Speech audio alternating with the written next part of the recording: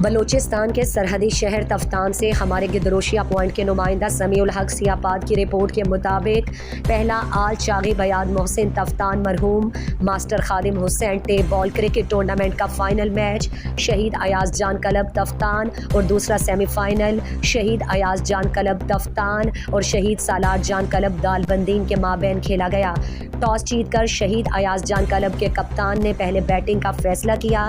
پہلے کھیلتے ہوئے شہید ایاز جان کلب نے مقررہ 14 اوورز میں 4 وکٹوں کے نقصان پر 229 رنز اسکور کیے۔ جواب میں سالار جان کلب مقررہ اوورز میں 175 رنز بنا سکی۔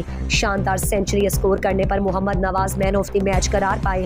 میچ کے مہمان خصوصی چیئرمین UC 23 تفتان میر بلال محمد حسنی تھے، جس کا دونوں ٹیموں سے تعارف کرایا گیا۔ ان کے ہمراہ حاجی وقاص خان، عبدالعزیز عمرانی، سیف الرحمان کاکڑ، حاجی ایاز خان، حاجی عباس ترین، ملک بہروز خان شیرزئی، شاہزیب سنجرانی، میر سلال محمد حسنی، میر معصوم سیاپاد، کریم آل زئی، وقار احمد سملانی، خالد زہری اور دیگر بھی موجود تھے۔ مہمان خصوصی میر بلال محمد حسنی نے بہترین ٹورنامنٹ کے انعقاد پر ٹورنامنٹ کمیٹی کو خراج تحسین پیش کیا اور ٹورنامنٹ کے لیے 50,000 روپے نقد دیے۔